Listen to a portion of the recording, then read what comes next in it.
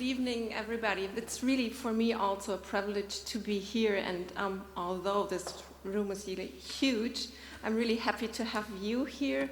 And I want to thank especially Phyllis and the Aga Khan Museum to invite me and have me here and give me the chance to deepen the bond between our museum in Berlin, the Museum for Islamic Art, and the Aga Khan Museum here in Toronto. And as you already heard, today I will talk about fragments, especially carpet fragments, because my main task is to conserve carpets. And so I will give you today an idea how to make fragments talk in the exhibition, and how, with the stories that fragments can tell, we can find different approaches to a very wide variety of audience that we have in the museum here as well as in Berlin. So fragments. What we consider a fragment seems quite simple if we refer to an encyclopedia or wiki. The English wiki and most of the encyclopedias define a fragment simply as something unfinished or incomplete. But in terms of carpets, we have to ask, when is a carpet finished? Carpets were woven or knotted on a loom. Usually the work is in progress as long as the carpet is on the loom. To take a carpet off the loom, the warps have to be cut, and right away it is impossible to work on the piece anymore. Unlike a painting that you could put back on the easel and continue painting whenever you want. And if we consider a carpet finished by cutting it off the loom, the definition of a fragment as something unfinished or incomplete would never occur, even if the knotting is interrupted right in the middle of a motif, maybe just because the warp was measured too short. And I forgot my first slide. Here we go. In this case, it would be the process of production that defines the completion. But it should actually be the artist who defines the completion, right? Does completion always equals complete in the moment the artwork is finished? Not if we think of the endless repeat of the field design in most of the Turkish carpets or the mirrored designs in Persian carpets. But yes, because the carpet is finished by the framing border that nearly every carpet has. So in the end, we have to define a carpet fragment probably as a piece of art of which its design or the motifs are no longer understandable, readable, or even not reconstructible. These questions or these ideas I just gave you should inspire you how to define and how to look at fragments in various states and made of various materials. Here, for example, you see on your left a so-called vagire, this one here, which is a kind of small carpet that shows the abilities of a designer or a carpet weaver, where you have, for example, a corner solution, a field design, a part of a border, and it's like a sketchbook where you can choose what you would like to have on your carpet. So is this a full carpet or is it just a fragment of pieces of a carpet design? So we have many options to discuss. So, but one important thing that we have to keep in mind is the carpet that we see, the ones that overcome the centuries, are only a selection of what existed. They might have survived because they had been valued more than others. They were kept in treasures hidden from the public and never were used. Or they survived because the pieces were so popular that they were produced in huge amounts, like the small pattern Holbein carpet. Or the pieces survived just by accident. What we see is only a little intersecting set of what existed. By interpreting these leftovers, we have to be aware of the fact that the generations before us chose what they thought was worth keeping. The fragments I'm going to talk about are leftovers, pieces of a former bigger carpet. They can differ a lot and mean different things. Therefore, they have to be interpreted carefully and precisely. Fragments can vary in size, which is very obvious as you see here, for example. In fragility and condition, which sometimes is not that obvious, but is closely connected to the legibility of a fragment. In function, which is mostly not obvious, when talking about carpet fragments beside the assumption they had been used as floor covers. But as you see here, it is extremely interesting which function they had in their sometimes new cultural context. And last but not least, the fragments differ in their significance in terms of their historical, social, religious, or other relatedness. This unimpressive fragment on the left was owned by the first director of the Museum of Islamic Art in Berlin, Friedrich Sarre. On the right, you see a so-called niche or prayer carpet, which is supposed to be used as such. It becomes clear, a fragment is a piece of an artwork, in this case, an isolated bit of a carpet, a piece of a puzzle, and at the same time, always a part of something bigger with an intangible meaning.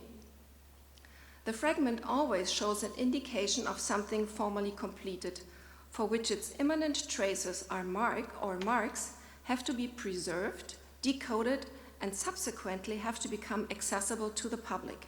And this will be your turn and your responsibility.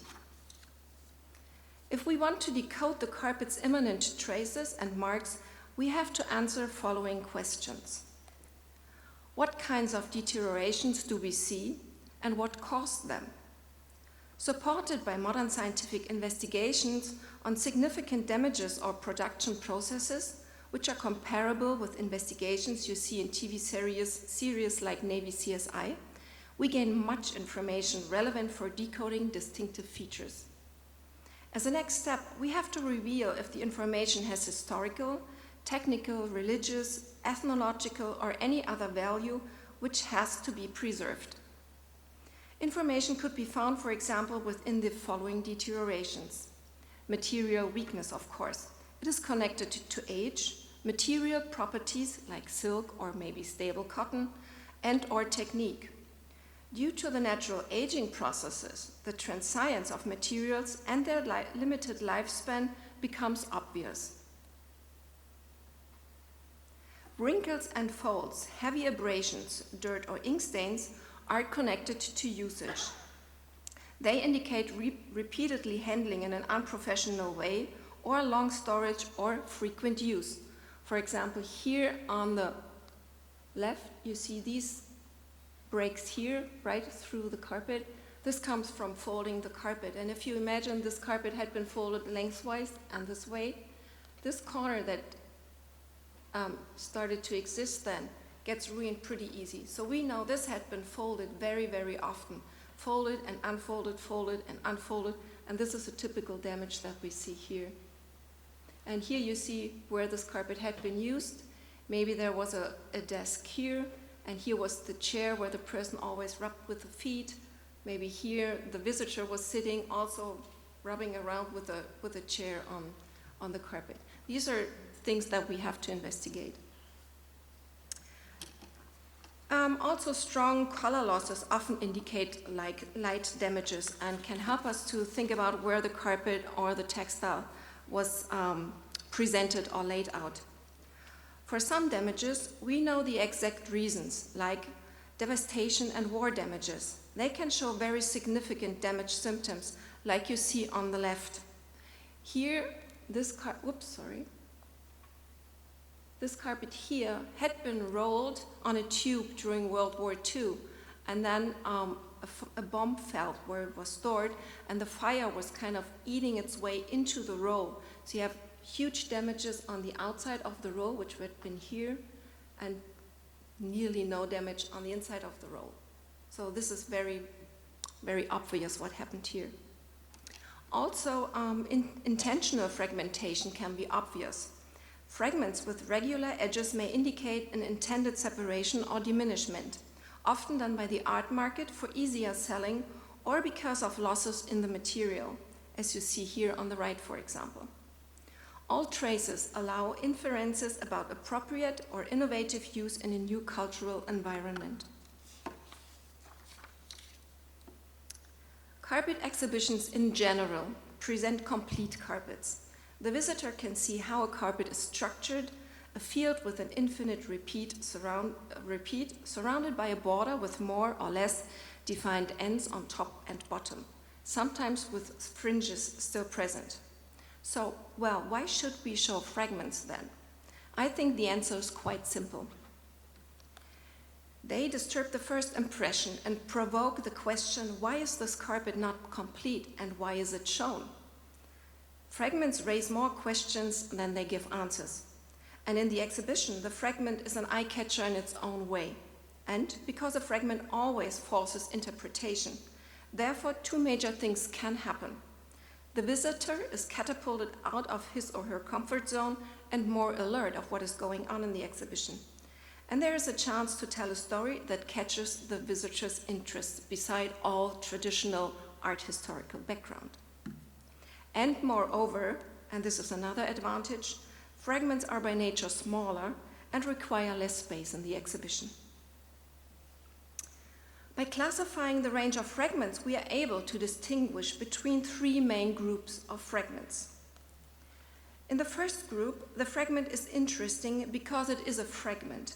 The interest lies in the fragment's nature itself and, of course, in the reason for its condition. If the carpet would be complete, it would not be of the same interest. In the second group, the fragment documents a lost group, a design, material, or technique which is nowhere else present, or at least nowhere else than in this exhibition. Also, as a whole, it would be of great importance. And of course, a third group exists, which combines both types. Here we come across the idea of Alois Riegel, an Austrian art historian at the end of the 19th century. He differs between rarity value and antiquity value when defining the term monument. Does this distinction correlate with the decision-making process for conservation of a fragment? Well, yes, it does. First, because a fragment by nature refers to itself as a fragment, and it always bears a highly visible message. Conservation can stress or camouflage this message. And second, because conservation can emphasize hidden formation in the fragment itself. Before dealing with conservation treatments for fragments, I would like to stress a few universal points valid in conservation and restoration. Since the beginning of the last century, art historians, philosophers, artists, and conservators have been trying to find the ultimate definition of restoration and later also of conservation, and a reliable guidance for their practice. Cesare Brandi, an Italian art historian and conservator, claimed in his Teoria del Restauro in the 1960s, I quote, "Restoration must aim to re-establish the potential unity of the work of art, as long as this is possible without producing an artistic or historical forgery and without erasing every trace of the passage of the time left of the work of art." Quote end. Brandi's value of physical integrity, which equals the material, aesthetics and history are defining the work of art as unique, of which the work itself is the tangible expression. I think this definition is of utmost importance. For centuries, it has been common sense to patch, repair, or reknot. In the context of the usage as carpets as floor covers, it is quite understandable and appropriate because we all want to have a nice carpet at home on the floor. But this tradition has too often, and even more often undocumented, found its way into the museum's world. In today's conservation philosophy, renewing or reknotting is no longer appropriate. On the left, you see reknotted areas before the pile is cut down to match the heights of the original pile in the restored carpet. Oops, I'm sorry. Here, these light areas here indicate that here had been made restorations all over. All these tiny spots here, also up here, and also here in these fields, but you don't see it that clearly. And then they were cut down to match the heights of the pile that is left on the carpet, and today it looks like this. You can see it still a bit because the color doesn't really match this area here. In this case, we are happy because this is documented. We have this one picture of this carpet, so we know that these pieces here and here are not original. But sometimes, and most of the times, it's not documented when it was done, and so we don't know what is really left from the original piece of the carpet. The often cited and always relied on argument of establishing the legibility of an artwork does not apply in carpet conservation. It can be true for paintings or tapestries which tell stories or which lose their context as soon as the protagonists depicted are missing their attributes, as you see here. But carpets usually show a section of an infinite repeat or multiple mirror image, like the floor mosaic that you have seen in the Syrian exhibition with the pigeons. If half of it would be, or even more, would have been damaged, you still get the idea of the framing border and the pigeons in the middle. And here, for example, you see these faces and you know, I mean, the art historians know who these people are, and after World War II, you couldn't do anything with these fragments. They wouldn't be legible and nobody would understand what's going on. So here with painting or with stucco, you know you have to replace these faces and reconstruct them. Otherwise, this piece is totally lost for anybody to read it and understand it and enjoy it. But for carpets, we deal with a different topic. Here you see a 17th century Persian carpet from Khorasan and the digital reconstruction, with the pieces preserved and a mirroring of it on the right. This is the reconstruction, obviously. Up to a certain point, the visitor's eye is capable of completing missing patterns or lines and filling in the puzzle. This reconstruction of this Anatolian runner from the 17th centuries does not need a visual help. In this example, it is easy to make the connection between the carpet fragments. At the same time, it is not defined how much is really missing between them. Actually, it is not reconstructible at all because field design and border design would need a different distance to match. So we can't really define the accurate distance between the upper and the lower part. Mocking guard borders, like you see here, would not really add to the impression or understanding of the piece. By being aware of conservation principles, ethical obligations, and optical rules, reknotting in most cases is like a cosmetic treatment, and it subverts the premise of preserving every trace of the passage of the time left on the work of art. The legibility and stability of the fragment can retain without restoration. They can be achieved by conserving only and by additional information, maybe given by modern media or by you as guides. The range of information and stories to be told will be illustrated now. In terms of how we display a fragment, we have to come back to the determination of fragments in three groups. The first group. The fragment is interesting because it is a fragment and not a complete piece. For display, it is the individual history or story that has to be communicated, because the fragment reflects and transports its own history as a tangible object. One specific moment of the object's history is spotlighted for interpretation. This moment has to be contextualized. Two examples from Berlin should illustrate dealing with snapshots. So I come back to the one picture that you already saw. On March 11 in 1945, this Caucasian dragon carpet and 20 others were almost fully destroyed by Allied bombs. More than obvious is the damage caused by the licking flames. The unmistakable nature of the damage derives from the way of storing the carpets in the Berlin Mint. They had been rolled, so the flames made their way through the carpet roll from the outside, here the bottom part, to the inside, here the top part of the carpet. During reconstruction of the remaining pieces, it became clear that the last existing black and white photography showed unfortunately only half of the carpet. The fragments are mounted on a light and neutral ground, so the silhouettes of the missing parts stand out clearly like a memorial. There is no better way to show the devastation of war with this piece.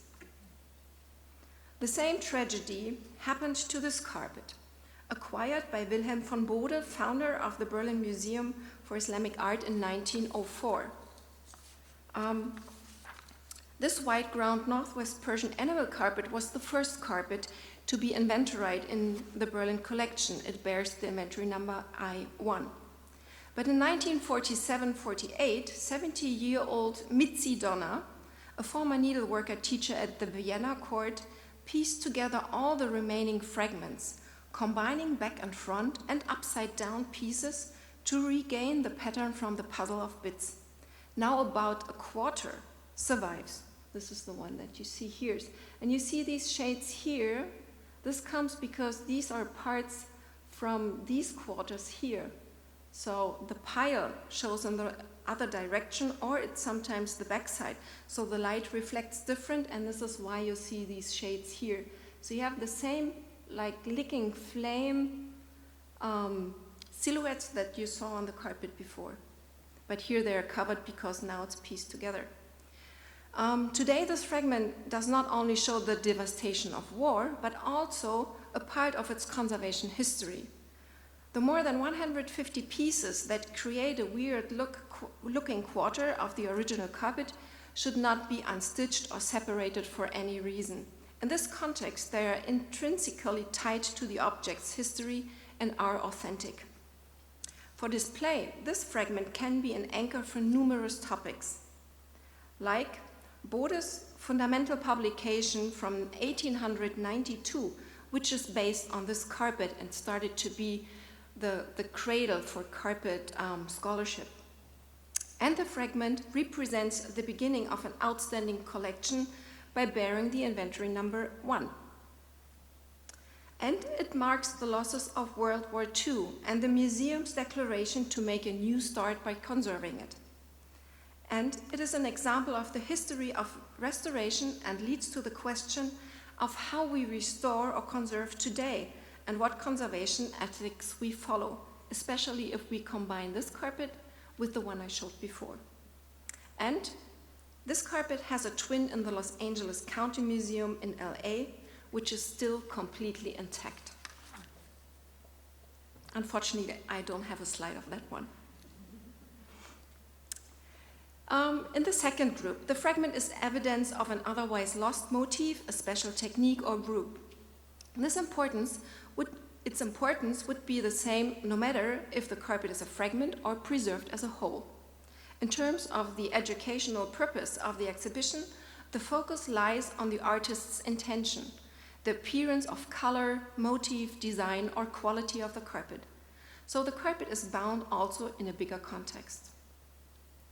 This fragment shows a typical border motif in the field, a scroll vine with palmette leaves flanked by vertical stems with curly hooks. These parts here, in white and in dark blue. You saw the same motif on the carpet which had been used at Kronborg Castle on the table. Here you see them, here and there.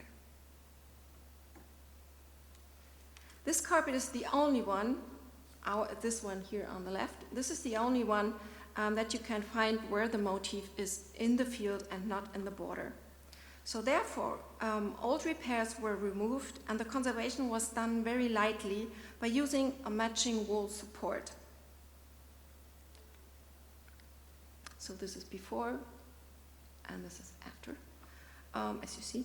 To understand the uniqueness of the fragment, it would be useful to display it either with an additional carpet, which shows the same motif as a border design, or paintings with these features.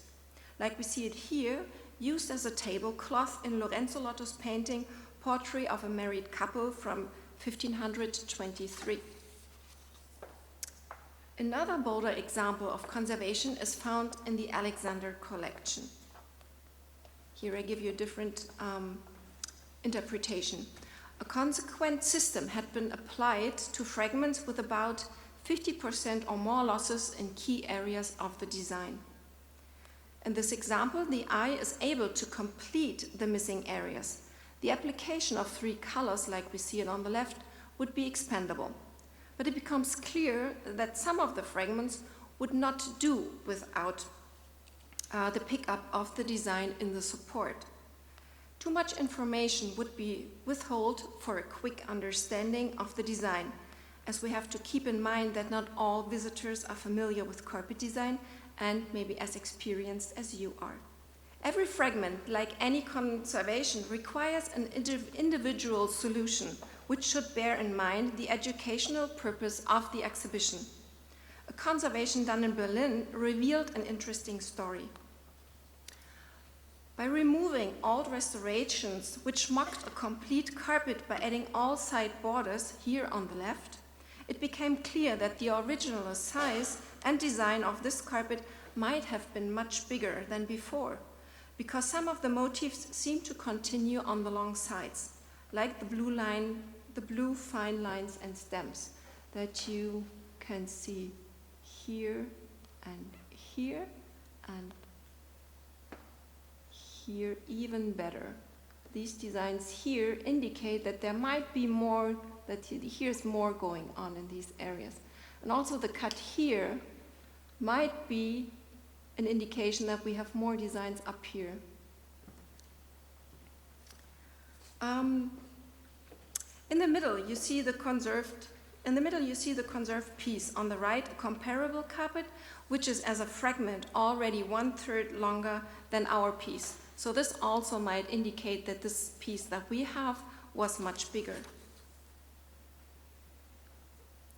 The whole process of removing new attachments as well as faded knots was presented in an exhibition, making the decision of the reduction of the carpet transparent to the audience. And people could see what kind of tools we used for working here, like scissors, tweezers, brushes. We had threads here and needles, and pictures of the process where we removed the wrong borders. And here you see these borders we took already off, but these were the places where they were attached, and they don't belong to that carpet. The only really border that was original is this tiny piece here, and also this had been attached from a different carpet.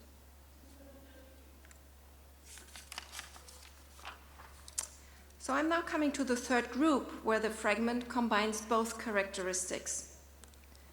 Showing this piece in group 1, all carpet experts would have strongly protested, because this fragment is not only an example of the despicable habit of Mr. Franz Josef Bock, a German priest, art historian, and dealer in the 19th century, who was interested in medieval textiles and carpets, and who used to cut these works of art in very straight and rectangular pieces to draw higher profit on the market. And when you see a carpet like that cut in this manner, and you know it comes from Europe or had been traded from Europe to here, you can be pretty sure it was Mr. Bock cutting this piece. But additionally, it is a rare example of an early Northwest Persian carpet of the first half of the 16th century. The two spiral systems in the white field are often found in Timurid book and wood artifacts. These spirals that you see here and there. Although the fragment is nearly 2 meters long, it probably shows not more than 1/8 of the original carpet. So in this case, we show the fragment with its sharp cuts, stressing the outlines by using a natural background and nothing more. In this case, you see a white background because it had been, this photo had been photoshopped. A reconstruction of the design would end in a pure guess. Ideally, a label or other media would tell the story of this piece and put it side by side with comparable works of art like books or miniatures. Another technique had been tested at the National Museum of Art in Romania and Bucharest. Colleagues developed a thoroughly researched digital reconstruction of a prayer carpet. The carpet belongs to a rare group of prayer carpets with a special architectural feature, the dome on the top. This is what you see here, the tiny leftover part here. By putting the carpet and the reconstruction side by side on display, it provides extra information not only for visitors, but also for scholars. And the last example that I will show you today is a remarkable group of fragments of the so-called tree carpet in the Frick collection in New York. The carpet itself is a fragment, a puzzle of more than 150 to 200 pieces. More than 19 pieces of the same carpet, exactly the same carpet, are kept in collections worldwide.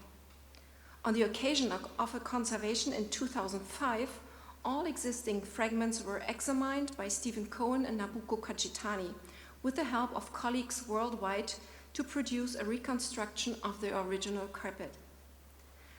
They took advantage of the specific feature in the carpet's technique and the different colors of the silk warps. The warps are the threads that run from the top to the bottom through the carpet. These warps, they change in an irregular sequence, which is comparable to a barcode and as unique as a barcode. In this case, the warps are not only yellow and white, which is usual, but also blue, green, and red. By examining each individual barcode of every single fragment, they were able to put them in a quite precise sequence. You can imagine it like this. This is the barcode, and you see two fragments. And by checking out the barcode where it matches, you can kind of locate where the fragments go. But at that point, it was not quite clear on which vertical level in the sequence a fragment had to be located. It could have been on top or on the bottom or somewhere in between. So they had to look at different features. For example, the motif, of course, and the sequence of the motifs, the difference in the wefts and in the surface of the carpet. Maybe stains are showing, maybe you find stains that go all over the carpet and then you can compare that. Or you see similar color changes in the pile or equal abrasions from the use of the carpet. And the fragments really were put together in a horizontal line as well. So here you see the reconstruction. Thrilling was the fact that one fragment from the Berlin collection turned out to be a key piece for the full reconstruction of this carpet. Here you see the tiny little piece that belongs to our collection. And it measures, as you see, 15 by 13 centimeters. It's really tiny. It attests that there must have been a fifth row of trees, because the colors of the warps were not matching with any other sequence in the whole piece. And you see this piece is just enormous. It's 9 meters long. I think I mentioned it in the slide before. It's about 9 meters long. So you see 13 centimeters can be really, really important. But because it would have been impossible to integrate any fragments from other museums in a reassembling or reconstruction of the piece, and the legibility of the carpet would not have improved, rather declined, and third, the authenticity of the New York tree carpet would get lost by separating the 150 fragments, by erasing the trace of the passage of the time left on the work of art. The New York tree carpet was presented and preserved nearly the same way after conservation as it was before. But now we know how it used to look. For display, you would definitely try to tell the story of the separation of the pieces and the way of the reconstruction and the decision-making process in this conservation. I would like to summarize my conclusions. It is the responsibility of the curator and the conservator to decide how an object is presented in a gallery display, whereby the necessity of preserving all remaining information of the fragment has absolute priority over the ideas of displaying.